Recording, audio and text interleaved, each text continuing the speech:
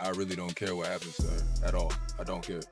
Like everybody they tiptoe around with this social media, but what y'all don't get is that it be real consequence for y'all little flexes, y'all quick flexes for $300 that you need. It be consequences. The entire room felt like it had stopped breathing when she stepped forward, shoulders back like she'd been practicing for this moment her whole life.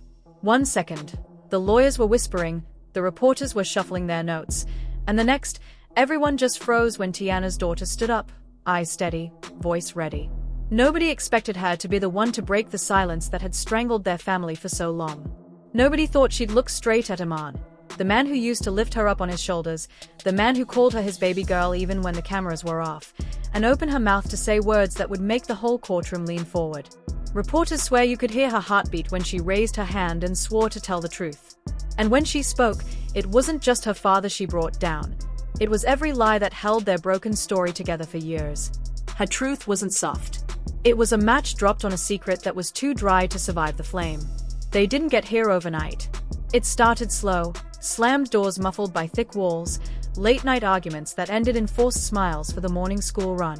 Teyana did her best to hide it. She'd pull her daughter close after the fights, whisper gentle promises that it was just stress, just grown-up problems, nothing for her to carry on her small shoulders. But kids are smart in ways parents pray they aren't. She heard every sharp word through thin walls. She watched Iman walk out at midnight and slam the door so hard it rattled her window. She knew the difference between a father's hand that held and a fist that hovered just out of sight when he thought no one was looking.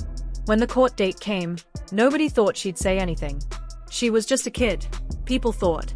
She'd sit beside her mother, hold her hand, nod when asked simple questions. But when her mother looked at her and said it was her choice, speak or stay silent, she didn't flinch. She said she'd speak. And when she did, the truth hit harder than any lawyer's closing argument ever could. Walking to the stand, she looked so small but so sure. The room was so packed that people had to stand in the hallway to hear. Phones were off, cameras banned inside, but that didn't stop the pens from scratching every word down like gospel. Iman sat stiff in his chair, arms crossed like a wall she'd never break through. He didn't even look up at first, but when she raised her right hand, swearing to tell the truth, something in him cracked. A twitch in his jaw, a flicker in his eyes. She sat down and breathed in slow, voice quiet but sharp enough to cut through the hum of 100 held breaths. Teyana sat in the front row, tears brimming every time their eyes met. Mother and daughter locked together in a truth too big to swallow back. Iman's lawyer leaned in, trying to stop the bleeding with hurried whispers, but she only raised her voice. By the time she said her first sentence, the hush was gone. What she gave them wasn't gossip or rumor, it was receipts only someone trapped in that house would know. She told them about the nights when the walls shook from Iman's anger. How Teyana's soft voice would beg him to calm down while she pressed her pillow over her ears, too scared to breathe. She spoke about the mornings that came with fake apologies and flowers that never covered the bruises left behind on hearts too tired to keep loving the wrong way. She talked about how he'd smile for the press, take staged photos, brag about being a family man while they sat at home walking on eggshells. Some people gasped when she reached into her pocket and pulled out screenshots she'd saved for years, late-night messages she'd sent to herself because she knew one day someone would have to believe her. Iman looked up then, cold eyes locked on his daughter like he could will her silent with one stare. But she didn't even blink. She read every line. Every "I'm sorry, it won't happen again." Every "don't tell your mother." By the time the judge asked her to stop, the courtroom felt like it was underwater, heavy with words too real to ignore. When she stepped down, you could see the dents in Iman's mask. He sat frozen, stone-faced but pale, hands clenched so tight the skin around his knuckles stretched white. He didn't say a word. Not to her. Not to Teyana. Not to the lawyer leaning so close he might as well have been breathing for him. Some people say he wanted to explode right there, stand up, shout it all down, twist the story until people doubted a child's voice. But he couldn't. Because behind every word she spoke were screenshots with dates, photos with timestamps, old messages that made lies useless. His camp tried anyway. They pushed stories the second they stepped out of court, headlines calling her confused, manipulated, too young to know what she saw. But everyone knew the truth. Kids don't make up nights spent hiding in closets to avoid the shouting. They don't invent bruised words and slammed doors and mothers who pretend for the world while crumbling inside four walls that keep secrets too tight to breathe. Outside the courthouse, the internet didn't wait for the verdict. It exploded the second she stepped down the stairs. Every single moment of her exit was captured, remixed, reshared. Her voice, shaky yet defiant, echoed across timelines and transformations, trimmed into viral soundbites, looped into TikToks, set to dramatic audio. Her words, raw, authentic, unafraid, became an anthem for anyone who's felt silenced. In those clips, she stands small but unbowed, tears in her eyes but resolve in her posture. Meme pages were relentless. They froze her trembling chin, the inhale before she spoke, then layered those frames with captions like "This is what truth looks like," praise turned into declarations, fans turning every clip into fuel for the fire. It wasn't about entertainment, it was about witness. Teyana's supporters swarmed those posts, showering her daughter with prayers, fire emojis, declarations of pride and solidarity. Comments read like battle cries, "She saved herself. Our queen. The hero we all needed." Thousands shared their own stories in response, stories of standing up, speaking out, fighting back after being silenced. Her bravery became collective catharsis, a conduit for stories that needed telling. Fan pages that once promoted fashion lines and music dropped calls for professional help, donated to mental health charities in her name, and flooded support hashtags. It was more than emoji-filled messages. It was collective recognition that when a child is forced to defend herself, it's proof something went terribly wrong. On the other side, Iman's defenders scrambled. Just hours earlier, they had painted him as a victim, a family man under siege, attacked by rumors and fueled gossip.